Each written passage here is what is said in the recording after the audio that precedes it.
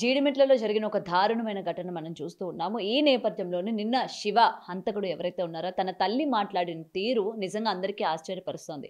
అసలు తల్లి అనాల్సిన ఆవిడ ఈ విధంగా ప్రవర్తిస్తాలా? ఈ విధంగా మాట్లాడాలా? అయితే ఇలాంటి పరిణామాలు గనక చూసుకున్నట్లయితే సమాజంలోని రేపొద్దున తల్లిదండ్రులు ఎలా తయారవుతారు? లేకపోతే పిల్లలు ఏ విధంగా తయారవుతున్నారు అని చెప్పి ఈమె మాట్లాడిన విధానం చూసిన తర్వాత అందరూ కూడా భయపడుతున్న పరిస్థితి ఉంది. సో దీని గురించి మాట్లాడితే ఇవాళ మనతో పాటు సీనియర్ జర్నలిస్ట్ దుర్గా వడ్లమనేని గారు ఉన్నారు. నమస్తే మ్యామ్. నమస్తే అండి. రైట్. ఒక కూతురు తల్లిని చంపడం ఒక ఎత్తు అయితే, ఆ హంతకుడిని తల్లి సమర్థించడం మరొక ఎత్తనే చెప్పాలి. నిజంగా ఆమె నవ్వుతూ, నా కొడుకుని నేను తెచ్చేసుకుంటాను, వాడు చేసిన దాంట్లో తప్పేముంది, ఇలా ప్రవర్తించే వాళ్ళని అలాగే చంపాలి అని చెప్పి డాష్ డాష్ ఆమె మాట్లాడిన మాటలు విన్నాం. సో అసలు తల్లిదండ్రులు ఇది చూసిన తర్వాత ఎలా తీసుకోవాలి? సొసైటీ ఏమైపోతుంది? ఎందుకు ఈ విధంగా తయారవుతున్నారు? ఇప్పటి వరకు పిల్లలు అనుకుంటే ఇప్పుడు తల్లిదండ్రులు ఏం చెప్తారు మ్యామ్? తోటకూర నాడే చెప్పలేదురా కొడుక అని ఒక ఇది ఉంది సామెత. ఒక చిన్నప్పుడు చెప్పకపోవటం వల్ల అబ్బాయి దొంగ అయ్యి రాజుగారి అంతఃపురంలో దొంగతనం చేసి పట్టుబడతాడు. పట్టుబడ్డాక అతనికి ఉరిశిక్ష వేస్తారు. వేసినప్పుడు అతని చివరి కోరిక అడుగుతారు. అడిగితే మా అమ్మగారితో మాట్లాడాలంటాడు. తల్లి చాలా ఆనందంగా వస్తుంది, వీడేదో నాకు ఆస్తుల గురించి చెప్తాడేమో. తల్లి విచారంగా ఉండదు. కొడుక్కి ఉరిశిక్ష వేయబోతున్నారు, వీడెక్కడో నిధి దాచాడు, నాకు చెప్పాలనుకుంటున్నాడు అనుకుని వస్తుంది. అప్పుడు తల్లి చెవి గట్టిగా కొరుకుతాడు పిల్లాడు.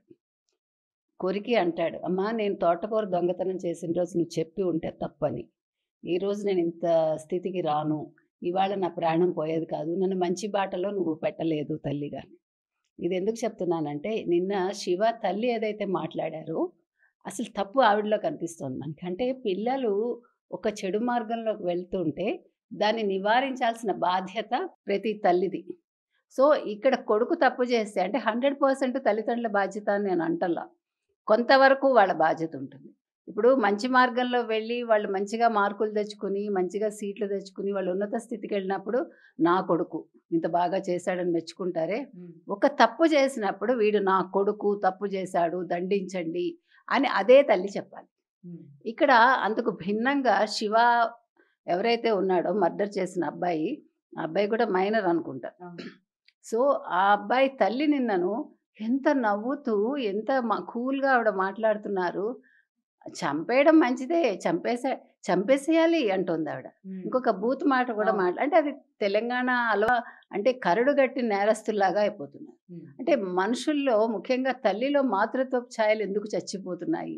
అసలు ఆడది అంటేనే 9 నెలలు కని పెంచి వాళ్ళని ఒక ఉన్నత స్థాయికి తీసుకెళ్తుంది, వాళ్ళు చాలా సున్నితంగా ఉంటారు, సున్నిత మనస్కులుగా ఉంటారు అనే ఆడవాళ్ళు ఇటీవల కాలంలో ఈ జరుగుతున్న హత్యలు కావచ్చు, లేకపోతే అక్రమ సంబంధాలు, లేదు కావాలని పెళ్లి చేసుకుని చంపటాలు, ఏది తీసుకోండి మీరు, పిల్లల్ని కిరాతకంగా కొట్టడాలు, వాళ్ళని వాతలు పెట్టడాలు, అసలు ఒకటని కాదండి, రకరకాలు. సో ఇక్కడ శివ తల్లి కూడా ఇంత కరడుగట్టి నేరస్తు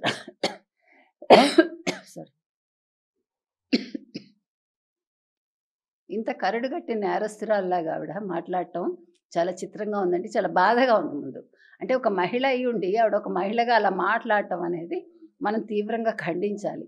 అంటే పిల్లలు నేర ప్రవృత్తికి అలవాటు పడుతున్నారంటే ఖచ్చితంగా తల్లిదండ్రుల బాధ్యత కొద్దో గొప్ప ఉంటుంది. సో ఇందులో కొడుకు ఆ రకంగా అవ్వటానికి ఈవిడ బాధ్యురాల.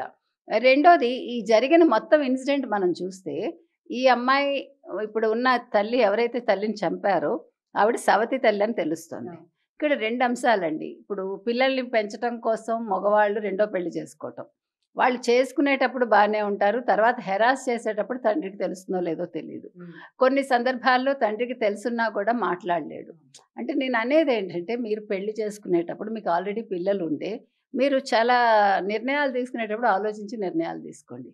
చాలామంది తల్లిదండ్రులు అంటే తల్లి చచ్చిపోయాక తండ్రులు పిల్లల కోసం పెళ్ళిళ్ళు చేసుకున్న వాళ్ళని చాలామందిని చూశాను నేను. సాధారణంగా మహిళలు అలాగా ఉంటారు. అయితే ఇక్కడ ఎందుకు ఒక మహిళ ఈ రకంగా మారిపోతుంది? తను ఇష్టపడి పెళ్లి చేసుకున్నా, ఇష్టం లేకుండా పెళ్లి చేసుకున్నా, ఒక పిల్లని అంటే ఆల్రెడీ అక్కడ వేరే వాళ్ళు కన్నా పిల్లని చూడడంలో ఆవిడకి ఆ వివక్ష ఎందుకు వస్తుంది? నువ్వు మాతృమూర్తిగా నువ్వు మళ్ళా ఒక పిల్లనో పిల్లాడినో కన్నాక మళ్ళా ఆ సవతి పిల్ల మీద ఎందుకు మీరు ఈ రకంగా అమానుషంగా ప్రవర్తిస్తారు? ఇక్కడ అమ్మాయిలో అంటే ఇప్పుడు ఇంత కఠినంగా తల్లిని చంపించిందంటే ఆ పిల్లలు తల్లి చనిపోయాక ఈవిడని పెళ్లి చేసుకున్నాక ఈవిడ కొట్టడం, సాధించటం ఇవన్నీ అమ్మాయిలో ఒక రకంగా సైకలాజికల్‌గా ఆ అమ్మాయికి ఒక ఎవర్షన్ వచ్చేసింది తల్లి మీద. అంటే తల్లి ఇలా ఉండడం ఏంటి? నేనేం తప్పు చేశాను? అనే భావన అమ్మాయిలో వచ్చుండొచ్చు. అంటే ఇది మనం ప్రతీదీ కూడా ఒకే కోణంలో చూడకూడదు. ఓకే. ఇప్పుడు ఒకళ్ళు తప్పు చేసినప్పుడు తప్పు చేయడానికి దారితీసిన పరిస్థితులేంటి తెలుసుకోవాలి. ఇక్కడ మనం ఆలోచిస్తే నిన్నటి వరకు మనందరం కూడా అమ్మాయి మీద చాలా కోపంగా ఉన్నాము. ఏంటి ఒక తల్లిని పట్టుకుని ఇలా చంపుతుందా అని అనుకున్నాం. కానీ సవతి తల్లి ఆవిడ ఈ రకంగా అమ్మాయిని కొట్టింది, ఇబ్బందులు పెట్టింది. మేబీ చదువుకోనివ్వలేదా మనకు తెలీదు. సో అమ్మాయి హోమ్‌కి కూడా వెళ్ళి ఉంది 2, 3 సంవత్సరాలు నేను నా తల్లితో ఉండనని. ఇవన్నీ జరిగాక ఆ అమ్మాయి నిన్నను అంటే ఈ అబ్బాయితోటి పరిచయం మీరు చెప్పినట్టుగా ఇన్‌స్టాగ్రామ్‌లో అయింది. 7, 8 నెలలు అయినట్టుంది. వాళ్ళ ఇంటికి కూడా దావతులకి వెళ్ళిందట ఆ పిల్ల. ఆ శివ వాళ్ళ ఇంట్లో జరిగే ఫంక్షన్స్‌కి. మరి ఎందుకని ఆ అమ్మాయి వెళ్ళిపోయింది అనే దానికి తల్లి కూడా జవాబు చెప్పాలి. కానీ తల్లి అన్‌ఫార్చునేట్‌లీ అక్కడ లేరు. అంటే ఇది వన్ సైడ్ కాదు. అంటే ఇదేదో మామూలుగా కోపం పెట్టుకుని తల్లిని చంపించటం కాదు. ఆ అమ్మాయిలో ఒక కోపం, కసి పెరిగిపోయాక తల్లి దానికేదో ఆజ్యం పోసింది. సరే ఆ పిల్లాడిని చేసుకోవడం ఆవిడకి ఇష్టం లేదు. ఈ పిల్లకి హార్డ్‌లీ 16 సంవత్సరాలు ఇవన్నీ బావున్నాయి. ఆవిడ ఏమని ఉండాలి? 16 ఏళ్ళు కదా! 18 ఏళ్ళు రాని నువ్వు చదువుకో. అంతకుముందు ఆ పిల్లాడు ఇంటికొచ్చినప్పుడు ఎందుకు ఈవిడ అలౌ చేశారు మరి? ఈవిడ అలౌ చేశారట. అని చెప్పి ఇంట్లో పెట్టి భోజనం చేసి తెల్లవారి పంపించారంట. అది ఎక్కడో తేడా కొట్టింది. అది ఏంటి అనేది మనకి తెలీదు. అంటే ఇవన్నీ కూడా చాలా సున్నితంగా ఉంటాయి ఈ అంశాలు. అందుకే ఇక్కడ శివ వాళ్ళ మదర్ అంత ధైర్యంగా మాట్లాడుతున్నారు అనుకోవచ్చా? ఎందుకంటే తన తప్పు లేదు అని కూడా చెప్తున్నారు. అంటే ఆవిడకి కూడా ఒక తల్లి ఈ రకంగా బిహేవ్ చేయటం ఒకటి. రెండోది ఆవిడకి ఎక్కడ కోపం వచ్చిందంటే ఈ పిల్ల వచ్చింది. వచ్చాక వాళ్ళు 2 రోజుల తర్వాత పంపించారు. నిన్న శివ వాళ్ళ అమ్మగారు ఏమన్నారు? మా పిల్లని మేము ఉంచుకోవటం తప్పే 2, 3 రోజులు మా ఇంట్లోనే ఆవిడ ఒప్పుకున్నారు. మేము అది చెప్పాము వాళ్ళకి, చెప్పే పంపించాము. ఈలోగా ఆవిడ కేసు పెట్టింది అని. క్రిమినల్ కేసు ఏదో పెట్టినట్టున్నారు. సో ఆ కేసు కోసం ఈవిడకి కోపం వచ్చింది. మీకు అర్థమైందా అక్కడ సిట్యుయేషను?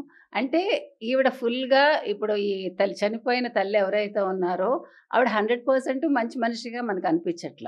రెండోది ఇక్కడ అందరి తప్పులు కనిపిస్తున్నాయి. సో ఈ కేసు ఎట్లా ఉందంటే ఈ అమ్మాయి ఏదో ఆవేశంలో చేసింది కాదు ఇది. చేయించింది కాదు. ఆ అబ్బాయి మీద ఇష్టం ఒకటి. ఎప్పటినుంచో ఆ పేరుకుపోయిన ఆ కక్ష అనేది ఆ అమ్మాయిని ప్రేరేపించింది. ప్రేరేపించినప్పుడు అవతల వాళ్ళు దానికి ప్రోద్బలం ఇచ్చి మేము వస్తాం నీకెందుకు మేము చంపుతామని ఆ శివ తమ్ముడు ఇద్దరు నల్గొండ నుంచి వచ్చి ఆవిడ పూజ చేసుకుంటుంటే ఈ అమ్మాయి సుత్తితో కొట్టి వాళ్ళు దుప్పటి మొహం మీద వేసేసి ఆ కొన ఊపిరితో ఉన్నాక ఈ చిన్న కూతురు స్కూల్ నుంచి వచ్చింది అమ్మాయి. వచ్చాక అమ్మాయి ట్రై చేసింది అమ్మ లే అని. ఈ అమ్మాయి నీళ్లు జల్లినట్టు జల్లి నువ్వు బయటకెళ్ళు నేను అమ్మని సరి చేస్తాను, నువ్వెవరో కజిన్ ఇంటికో ఇంకెక్కడికో వెళ్ళమని చెప్పింది. అయిపోయాక ఈ పిల్ల మళ్ళీ వెళ్ళి వచ్చేలోపు ఆ పిల్లాడిని పిలిచి మళ్ళీ వాళ్ళ చున్నీతో ఆవిడని కొన ఊపిరితో ఉంటే చంపేసి.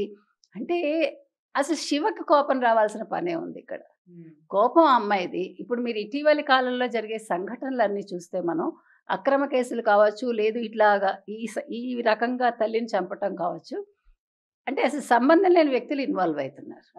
అంటే ఈ అమ్మాయి మీద మోజు అతన్ని అంత దూరం తీసుకొచ్చిందా? శివాకు పోనీ అమ్మాయి మీద మోజు ఉండొచ్చు. వాళ్ళ తమ్ముడు ఎందుకు వచ్చాడు? నేను అనేది అంటే ఒక నేరం చేసే ఇంకొకటి కూడా మేడం, నల్గొండ నుంచి హైదరాబాద్ ఇంట్లోని తల్లిదండ్రులకి చెప్పకుండానే శివ వచ్చాడా, తల్లికి ఏమైనా చెప్పి వచ్చాడా అన్న అనుమానాలు కూడా ఇవాళ బయటకు వస్తున్నాయి. అంటే తల్లికి నేను ఈ విధంగా చంపుతాను, లేకపోతే తను నన్ను ఈ విధంగా పిలిచింది అని చెప్పి ఏమైనా చెప్పుంటాడు అనుకోవచ్చు. చెప్పుండదు. అంటే చంపడం గురించి చెప్పకపోవచ్చు. మేబీ అమ్మాయి పిలిచింది నేను వెళ్తున్నాను హింట్ అయితే ఇచ్చుంటాడు. ఏది ఏమైనా ఇక్కడ మొత్తం అందరిలోనూ తప్పు కనిపిస్తోందండి. అంటే ఒక నేరం చేయడానికి అంత పరిస్థితులు దారి తీసాయా? ఆ అమ్మాయి మీద అంత ప్రభావం చూపించాయా? కానీ ఎంత ప్రభావం చూపించినా ఒక ప్రాణం తీయాల, ఒక కసి ఉండొచ్చు, మనకు ఒక కోపం అదొక రకంగా ఉంటుంది మనకి. అంటే వాళ్ళకి మన నీడ పడదు, మనకి వాళ్ళ నీడ పొడగట్టదు కదా. అంటే ఇద్దరికీ కూడా ఒకలాంటి నెగిటివ్ ఇది ఉంటుంది, ఒక పిల్లి ఎలకలాగా అనుకోండి. సో అలాంటప్పుడు ఇలా చంపేయటం అనే నిర్ణయం తీసుకోవటం ఎంతవరకు సమంజసం? ఇంకొకటండి, పిల్లలు ఆలోచించాల్సింది ఏంటంటే ఇప్పుడు కోపమే చంపేశారు అయిపోయింది. రేపొద్దున మీరు జైలుకి వెళ్తారు 4 ఏళ్ళో 5 ఏళ్ళో, బికాజ్ వాళ్ళు చిన్నపిల్లలకి మైనర్స్ కాబట్టి వాళ్ళకి పెద్ద శిక్ష పడకపోవచ్చు, 4-5 years పడవచ్చు, మనకు తెలియదు. ఏది పడినా ఇది నువ్వు జీవితాంతం మొయ్యాలిగా ఈ భారం, ఈ మచ్చ ఇలాగే ఉండిపోతుంది. ఇప్పుడు ఇక్కడ ఇంకొక చిన్న ట్విస్ట్ ఏంటంటే ఈ అమ్మాయి కూడా అరెస్ట్ అయింది. ఆ పిల్లలు అరెస్ట్ అయ్యారు. సో ముగ్గురు జైల్లో ఉండి వచ్చాక ఈ పిల్లని శివ అంగీకరిస్తాడా, శివాని అమ్మాయి అంగీకరిస్తుందా, వీళ్ళిద్దరిని వాళ్ళ అమ్మ అంగీకరిస్తుందా? అది కూడా పెద్ద క్వశ్చన్ మార్క్. అండ్ ఇంకొకటి, ఇక వాళ్ళ చెల్లి మీద ఏమైనా థ్రెట్ ఉండే అవకాశం ఏమైనా ఉందా? ఎందుకంటే ఇవాళ విట్నెస్ తనే కదా, మొత్తం చేసింది మా అక్కనే, ఇంతకు ముందు కూడా ఈ విధంగా బిహేవ్ చేస్తుంది, లేకపోతే కేసులు పెట్టడం కావచ్చు, మొత్తం మా అక్కే చేసింది అని చెప్పి వాళ్ళు తను మాట్లాడింది. కాబట్టి వాళ్ళ చెల్లికి కూడా శివ నుంచి కానీ, లేకపోతే శివ ఫ్యామిలీ మెంబర్స్ నుంచి కానీ ఏమైనా థ్రెట్ ఉండే అవకాశం ఉందా? ముఖ్యంగా వాళ్ళ అక్క దగ్గర నుంచి కూడా బెదిరించచ్చు, నువ్వు ఇట్లా చెప్పకు, నువ్వు నిజం చెప్పొద్దు అని ఆల్రెడీ అమ్మాయి చెప్పింది. నువ్వు నోరు మూసుకో, నువ్వేం మాట్లాడకు అని చెప్పి బయటకు తీసుకొచ్చాక ఆ అమ్మాయి ఆగలేక పక్కావిడికి ఎవరికో చెప్పింది. మీరు గమనిస్తే అంటే చిన్న పిల్లలు ఆపుకోలేరు కదా, అందులో తల్లి ఇంకా ఎవరో కూడా కాదు. సో ఇప్పుడు అమ్మాయికి ఆధారం లేదు. ఇప్పుడు ఈ పిల్ల అట్లీస్ట్ ఒక 16 years ఈ అమ్మాయికి, ఆ పిల్ల ఇంకా చిన్నపిల్ల కదండి, ఇప్పుడు ఎటు కాని వయసు. కాబట్టి ఆ అమ్మాయిని ఇప్పుడు ఏదైనా హోమ్కి పంపించి ఆ పిల్ల బాగోగులు చూడడం ఒకటే కాదు, మీరు చెప్పినట్టుగా రక్షణ కల్పించాలి. ఎటువంటి రక్షణ, అమ్మాయికి ఎటువంటి థ్రెట్ రాకుండా ఒకటి. రెండు, ఆ అమ్మాయిని ఎవరు ఇబ్బంది పెట్టకూడదు. ఇప్పుడు ఆ పిల్ల మీద ఇది మానసికంగా కూడా ఇది ప్రభావం చూపిస్తుంది. సో సైకలాజికల్ ప్రాబ్లమ్స్ వచ్చే అవకాశం ఉంటుంది. కాబట్టి ఆ రకంగా కూడా అమ్మాయిని కొంచెం గమనించాలి. అయితే ఫార్చునేట్లీ ఆర్ అన్ఫార్చునేట్లీ మనకు అటువంటి సిస్టమ్ ఉందో లేదో నాకు తెలియదు.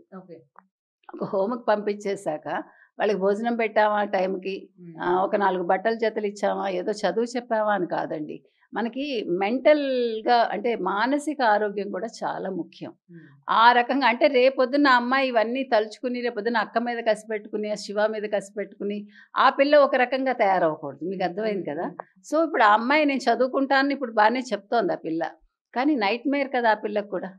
కాబట్టి ఆ అమ్మాయి మానసిక స్థితి ఎలా ఉందో ఆ హోమ్ వాళ్ళు అబ్జర్వ్ చేస్తూ ఉండాలి. ఒకవేళ హోమ్లో పెడితే, లేదు అమ్మాయి ఎక్కడ ఉంటుంది, ఉన్నప్పుడు అవతల వాళ్ళు ఎలా చూసుకుంటారు, చూసుకున్నాక ఆ ప్రభావం ఈ అమ్మాయి మీద ఎలా ఉంటుంది, ఈ అమ్మాయి వాళ్ళతో ఎలా ఉంటుంది, ఇవన్నీ కూడా చాలా ముఖ్యం. ఏమంటే పిల్లల్ని కండం ఒకటే కాదండి మన బాధ్యత, వాళ్ళని జాగ్రత్తగా పెంచాలి. కానీ అన్ఫార్చునేట్లీ ఈ అమ్మాయి వాళ్ళ మదరు సవతి తల్లి అయినా కూడా అట్లా చేయకూడదు. ఇద్దరు పిల్లల్ని సమానంగా చూడాలి. ఇప్పుడు ఈ పిల్ల మొండిగా కూడా మనకు కనిపిస్తోంది. ఇప్పుడు ఒక 16 ఏళ్ళు లేకుండా ఇంకా మెచ్యూరిటీ కూడా లేదు ఆ పిల్లకి. వాడు నచ్చాడు కరెక్టే తల్లి, ఎవడు కాదన్నాడు, వెయిట్ చేయి, డిగ్రీ అయ్యాక చేసుకుందామని చెప్పు, ఈలోగా మీ అమ్మగారిని నువ్వు కన్విన్స్ చేయి. వాట్ ఈస్ దట్ కదా. సో అంటే ఈ ఇమ్మెచ్యూర్డ్ లవ్స్ వల్ల జరిగే పరిణామాలు ఇలా ఉంటున్నాయండి. కాబట్టి మానసికంగా శారీరకంగా వాళ్ళ పెంపకం అనేది చాలా జాగ్రత్తగా ఉండాలి. తల్లిదండ్రులు కొడితే పరిష్కారం రాదు. మనం గతంలో కూడా చెప్పాం, పిల్లల్ని కొట్టడం వల్ల వాళ్ళు మొండి తేరుతారు. వాళ్ళకి ఒకలాంటి కోపం కసి ఉంటాయి వాళ్ళలో. నన్ను అంటే ఇప్పుడు అన్ని మనస్తత్వాలు ఒకలా ఉండవండి. దండం దశగుణ భవేత్ అన్నారు, అలాగని కొడితే వింటారా? ఇప్పుడు మన సామధాన భేద దండోపాయాలు అన్నారు, ముందు సామంతో వెళ్ళాలి, దానంతో వెళ్ళాలి, కానీ కొడితే ఎవరు తీసుకోవట్లా. ఈ కాలంలో అది చిన్నప్పుడు మా టీచర్స్ అందరూ మమ్మల్ని కొట్టేవాళ్ళు, కానీ దాని ప్రభావం వల్ల ఏమైంది, నాకు చదువులో నేను ఒక సబ్జెక్ట్లో వెనకబడ్డా, ఆవిడ పిక్క పైసలు పెట్టాం. ఇప్పటికీ నేను మొన్న స్కూల్కి వెళ్ళి చూసినాక ఆవిడే గుర్తుకొచ్చారు. అది నేను అనేది అప్పుడు కాలం వేరు. ఇప్పుడు కాలంలో మీరు అమ్మ తల్లి అని బుజ్జగిస్తేనే, అది తల్లిదండ్రులైనా అంతే, టీచర్లైనా అంతే. కాబట్టి ఇప్పుడు ఆ చిన్నపిల్లని జాగ్రత్తగా సంరక్షించాల్సిన బాధ్యత సమాజం మీద ఉంది. ఎట్ ద సేమ్ టైం ఈ అమ్మాయి ఫ్యూచర్ గురించి పిల్ల ఆలోచించుకోవాలి. ఇప్పుడు శివ తర్వాత తనతో ఉంటాడా ఉండడా, అసలు తన ఫ్యూచర్ ఏం ఆలోచిస్తుంది అమ్మాయి, ఇవన్నీ ఇప్పుడు చేయడం చాలా తేలిక, చంపేయటం ఒక సెకండ్ పని, ఒక ప్రాణం పోయగలమా మనం? అందుకని కోపాలు తగ్గాలండి మనుషులకి. కోపంతో సాధించేదేం లేదు. ఆ అమ్మాయి దాని బదులు తల్లి మీద కోపంతో బాగా చదువుకుని ఒక మంచి ఉద్యోగం సంపాదించుకుని తన కాళ్ళ మీద తను నిలబడి ఉంటే, చూసావా నువ్వు నన్ను అంత బాధ పెట్టినా నేను ఈరోజు ఇలా ఉన్నాను అని రేపొద్దున్న ఆ పిల్ల మళ్ళీ ఆ తల్లి ఆ పిల్ల దగ్గరికి వచ్చేది. అంటే మీరు అట్లా తీసుకోండి, ఛాలెంజింగ్గా తీసుకోండి తప్ప దాన్ని ఇట్లాగా నెగిటివ్గా తీసుకుని ఒక ప్రాణం తీసేసి దానివల్ల మీరు జైలుకి వెళ్ళి మీ ఫ్యూచర్ పాడు చేసుకుని మీరు ఏం సాధిస్తున్నారు, నేను అదొక్కటే అడుగుతా. For more videos like this, subscribe Big TV channel.